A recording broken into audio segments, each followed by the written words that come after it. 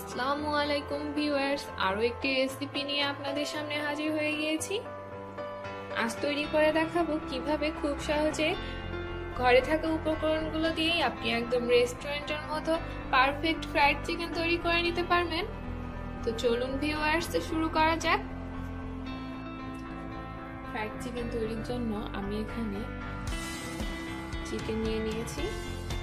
আমি এভাবে চিকেনগুলোকে ডিপ করে কেটে নিয়েছি। আমি এখানে চিকেনের লেগের সাইডটা নিয়েছি, তবে আপনারা চাইলে ব্রেস্টের সাইডটাও নিতে পারেন। তবে আমার কাছে মনে হয় চিকেনের লেগের সাইড থেকেই ফ্রাইড চিকেনটা ভালো হয়। এবারে আমি একটু মিক্সিং করে চিকেনের টুকরোগুলোকে নিয়ে নিচ্ছি।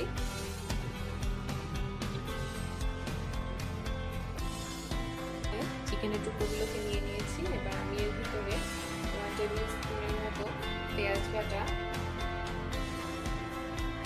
1/2 টিস্পুন আদা বাটা, 1/2 টিস্পুন গরম মশলা পেস্ট এবং 1/2 টিস্পুন জিরা বাটা দিয়ে দিচ্ছি এবং সামান্য পরিমাণ রসুন পেস্ট দিয়ে দিচ্ছি।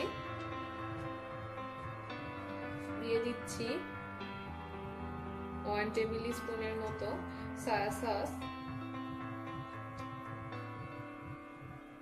দিয়ে দিচ্ছি। পরিমাণ মতো ঝালের গুঁড়া, আমি এখানে 1 টিস্পুনের মতো ঝালের গুঁড়া দিয়ে দিচ্ছি। দিয়ে দিচ্ছি পরিমাণ মতো লবণ, আর দিয়ে দিচ্ছি 1/2 টিস্পুনের মতো ধনে গুঁড়া। এবার আমি এগুলোকে সুন্দর করে হাত দিয়ে ভালোভাবে মিক্স করে নিচ্ছি। এভাবে খুব ভালোভাবে চিকেনের ভিতরে মশলাগুলোকে মিক্স করে দিতে হবে। ঠিক এভাবে চিকেনগুলো যেখানে আমরা অল্প অল্প করে কেটে নিয়েছি, একদম হাড় পর্যন্ত মশলাগুলোকে এভাবে ঢুকিয়ে দিয়ে চিকেনগুলোকে মশলার সাথে ভালোভাবে মিক্সড করে নিতে হবে। এ পর্যায়ে একটি কথা, যারা এখনো আমার চ্যানেলটিকে সাবস্ক্রাইব করেননি, অবশ্যই আমার চ্যানেলটিকে সাবস্ক্রাইব করুন। এভাবে খুব ভালোভাবে আমি চিকেনগুলোকে মিক্স করে নিচ্ছি মশলার সাথে।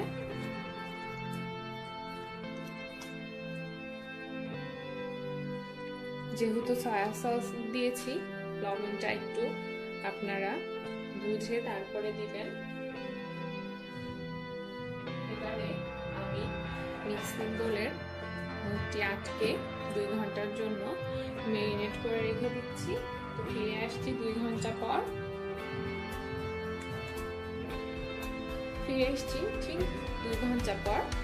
এবারে মিক্সিং বোলের মুখ খুলে আমি এর ভিতরে একটি ডিম, ছোট সাইজের একটি ডিম দিয়ে দিচ্ছি। এবার ডিমটাকে আমি চিকেনগুলোর সাথে মিক্স করে দিচ্ছি। ডিমটা দেওয়ার কারণে ফ্রাইড চিকেনটা আরো বেশি ক্রিস্পি হয়ে যাবে।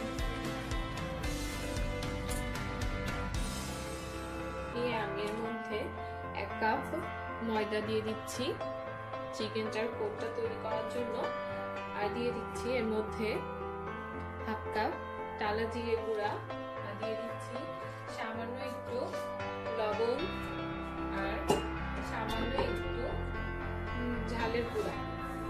এবার এটাকে একটু হাত দিয়ে সুন্দরভাবে মিক্স করে নিচ্ছি।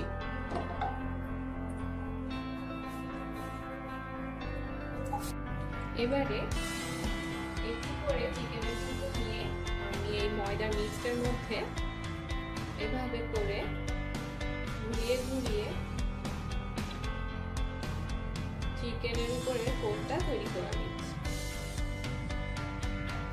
ঠিক এভাবে করে আস্তে আস্তে করে ঘুরিয়ে ঘুরিয়ে করে নিতে হবে।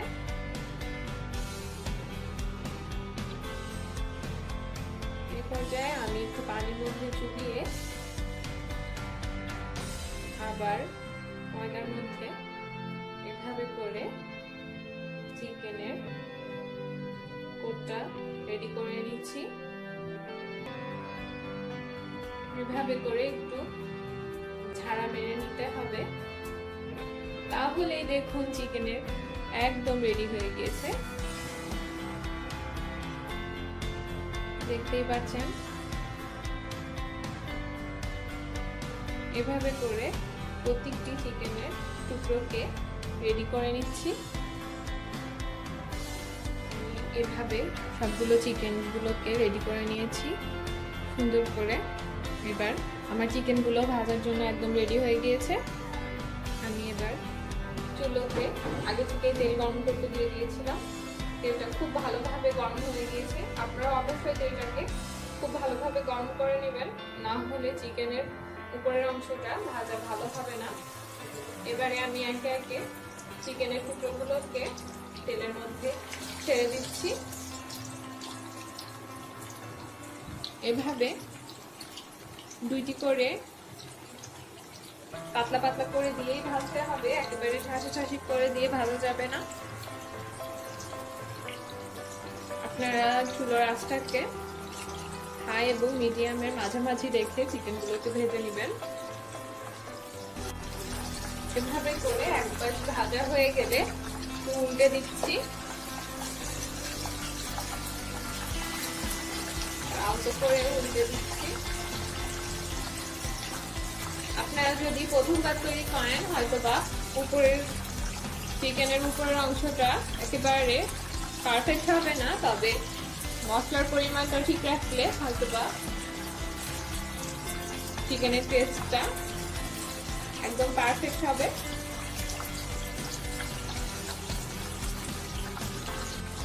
আমার চিকেনগুলো ভাজা হয়ে গেছে। আমি এবারে চাওয়ালের উপরে উঠিয়ে নিচ্ছি, যেন এক্সট্রা তেলগুলো সোক করে নিতে পারে।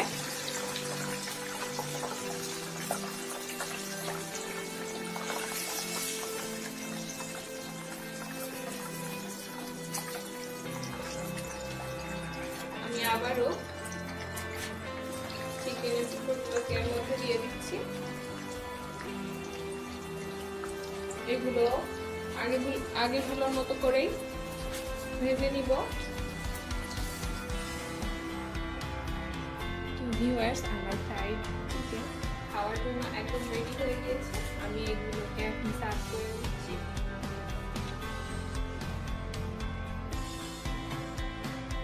আমি টমেটো সসের সাথে এগুলোকে সার্ভ করছি, তবে আপনারা চাইলে অন্য কোনো সসের সাথেও খেতে পারেন। রেস্টুরেন্টের থেকে অনেক বেশি স্বাস্থ্যকর হয়েছে। ভিউয়ার্স, আজ এ পর্যন্তই। যারা এখনো আমার চ্যানেলটি সাবস্ক্রাইব করেননি তারা অবশ্যই আমার চ্যানেলটিকে সাবস্ক্রাইব করে আমার পাশেই থাকুন। আসসালামু আলাইকুম।